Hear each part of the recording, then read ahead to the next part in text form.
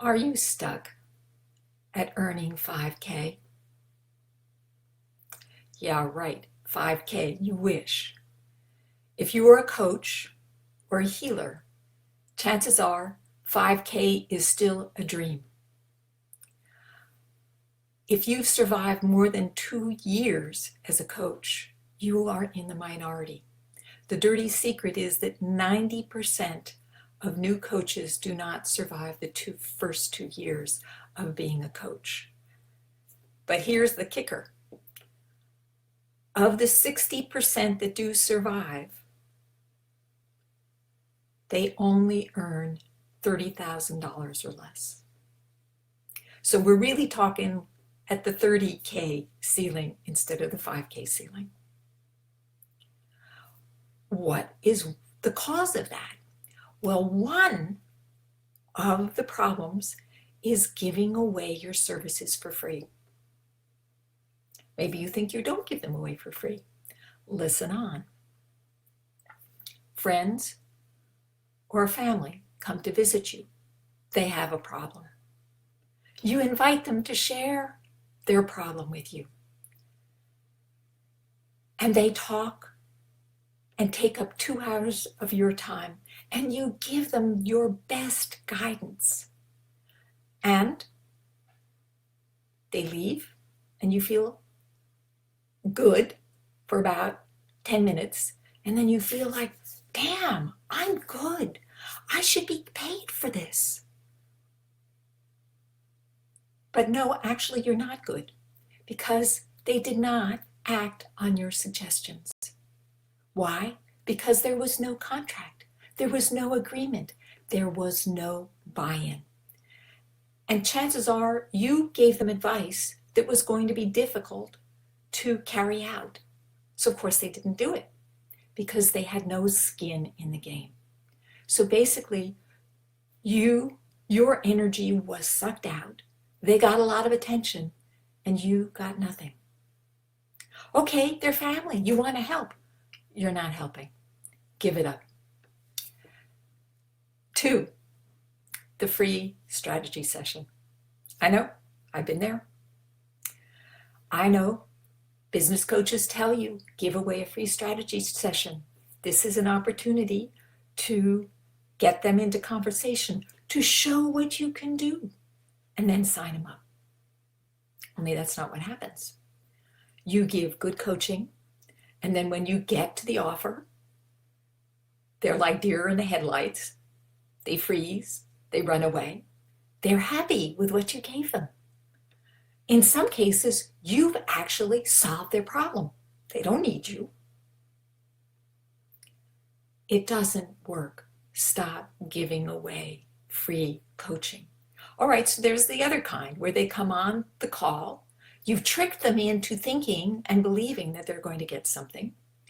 And you show them how terrible their problems are. And then you make them an offer. And some people really get annoyed because they feel like they've been tricked. No sales. You feel like crap.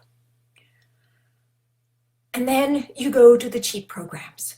You say, okay, maybe I'm charging too much. Maybe $2,500 is too much. I'll lower it. I'll offer it for $97. I'll offer a 6-week program for $97. And then they'll sign up. And you create this great program because you're really actually good at what you do. But guess what? No buy-in. No value.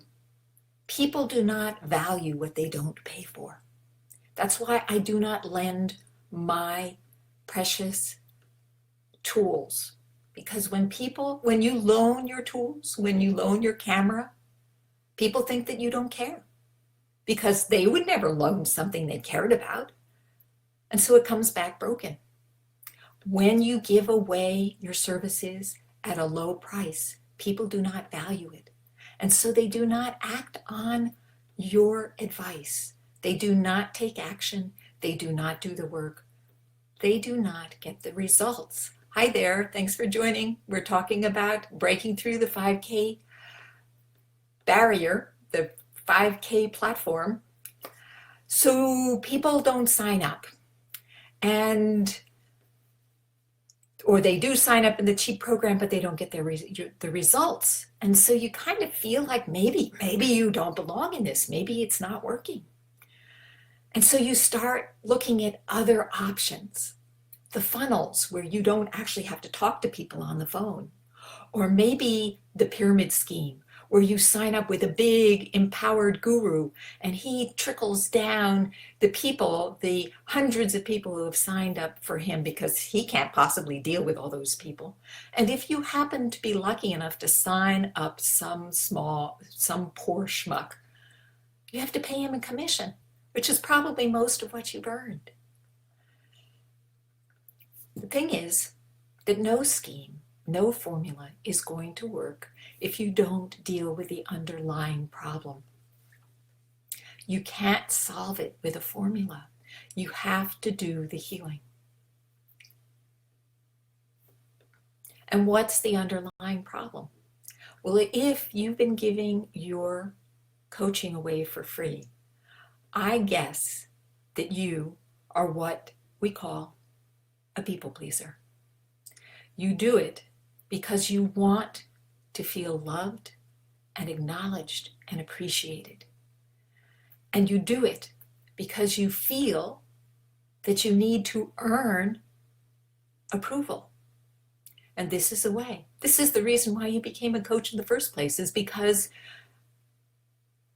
of your history. That's right. People pleasing is a pattern. It's not your fault. It came from early childhood training, early childhood wounds, early childhood trauma. That's right. And you know what? It's not your parents' fault either. Chances are they never had love either. So what happens is you grow up in a family where you do not get what we call, what we want, what we need as children, as human beings, unconditional love. It's not forthcoming. Maybe your mother was a narcissist, or your father was a workaholic, and you did, or maybe you came from a huge family, or maybe your mother is emotionally disturbed, or your father is critical, and you end up feeling like you're not good enough, you're not wanted, you're not valuable, you're not worthy. And so you develop this pattern of pleasing, this pattern in which you earn the regard of other people. Now, the problem with this pattern is it can work very well for a very long time. I know this pattern really, really well because I lived this pattern for 40 years of my life. And what it does is it teaches you to undersell yourself. It teaches you to play small. It teaches you to hide who you really are. It teaches you not to trust yourself. And if you don't trust yourself, nobody else will. You need to believe in yourself. You need to believe that your work and what you do has value. So let me talk about some of the underlying patterns. So of course, the real purpose of your pattern is to earn love, is to get love. You want that connection. Now, to some extent, that is part of being a human being. We are wired to bond. We are herd animals. We live in community in order to survive. We are biologically programmed to bond with other people. However, this craving, this striving after approval, is an aberration. And it comes from not getting the love needs that you have as a child. And human children, babies, do not thrive unless they receive love, attention, and affection. Yes, food, warmth, shelter are essential, but so is love. And when you don't get love, you struggle. And you learn patterns for manipulating approval from others. And the problem with the pleasing pattern, Now, the pleasing pattern is great in many ways. It actually does get you a certain amount of reward. It does actually get you a certain amount of, hi there, of appreciation. You get, oftentimes, if you're a people pleaser, you're really good in school. Your parents like you because you're such a good girl. And at first, you do really well in love relationships because you're so accommodating. And friends like you because you're so easy to get along with. Except that because you are not getting your needs met, eventually you start to get angry. You start to get frustrated, and it comes out. It suddenly sort of bursts out of you, and it is not terribly appealing. It certainly does not work with clients. So that's why you need to set your limits from the get-go. So patterns, you have to earn your love. There's the hero. Now the hero is more kind of like a controller in that the hero solves problems, saves the damsel in distress, and feels really powerful, just like Superman, right? The hero. Only the problem is that the person you save never learns how to take care of themselves. So it's sort of disempowering. I remember years ago when I did that with my first husband. He was going through a rough patch. I had gotten a teaching job at a college, and he was not employed. And he was starting to show signs of depression and disturbance. And I, a people pleaser, was trying to make everything okay, to get him happy, to take care of him. And I went to back in those days, they had these women empowerment groups. And I told my problem, and this one woman said to me, you are treating him like an infant. And as long as you do that, he will stay an infant. You need to stop that. I was stunned. Oh. And I did stop. And it was really disruptive, and it was really difficult. But eventually, he came around because I stopped enabling him. I think people do that with alcoholics too. They enable them. And I was enabling him to get crazy. That's what the hero does. They take care of everything. They feel powerful by doing that, but then they do not have an equal partner. And if you're doing that with your client is never going to grow because you're always taking care of everything for them. So another pattern is the good girl pleaser. And this is the pattern that I know very well. It's you are so good at identifying the needs of other people. You are so empathic. That's why you are a coach. That's why you are a healer, that's what you do, and you do it so well. But you give your power away. And you let other people judge you and decide whether or not you're worthy. And so you're always on the edge of your clients, when you have them, judging you not good enough. And they play these games with you where they make sure that you're not good enough, and then they can blame you when they are the ones who need to be taking responsibility for themselves. And you can only get them to do that when you stop being a pleaser and you stand in your power. What else? Let me check my notes. Oh, the perfecter. So both the hero and the pleaser might also be perfecters.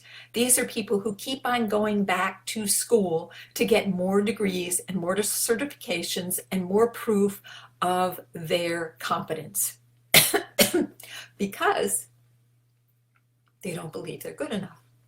Well, none of those pleasers feel like they're good enough. And each one is trying to earn love.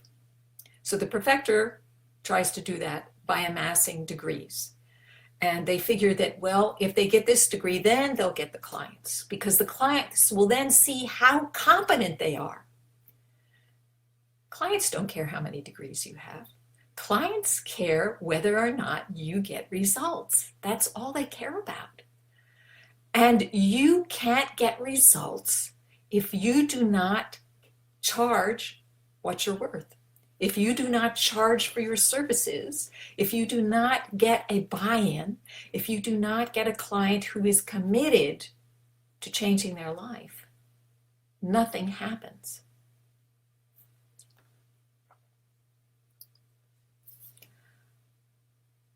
If this is your problem, you might want to have a conversation with me and find out how you can change this underlying pattern of people pleasing, this pattern that is really undermining your ability to earn what you are worth. And let me tell you, when you start charging what you're worth, when you start charging $5,000 and $10,000 and $20,000 for your programs, then people will commit. They will do the work, guaranteed. You're just like, what? How could I charge that much? Well, that's the growth. That's where you come to trust yourself and believe in what you truly are able to do. Hi there, thanks for joining. So if this is your problem, being the people pleaser, giving away your services for free or almost for free, let's have a conversation. There is a link over in the comment section, and you can have a 15-minute conversation with me to find out how I work and whether we're a match. Many of my clients come to me in the middle of a crisis. They've lost somebody. They've had a major crisis. Maybe they're having problems with their health. But when you come in the midst of a crisis, the climb back out is steeper and it takes no more work. Yes, it's very motivating. I know, I've been working with people through life challenges for a long time. But wouldn't it be better if you just said, you know what, I'm stuck and I want to move forward in my life and I need guidance. And then you can go much quicker because you don't have to deal with all the emotional fallout that comes from loss and crisis and health concerns. Well, I hope you've enjoyed the talk today. Stop giving your services away for free and be brilliant. Bye for now.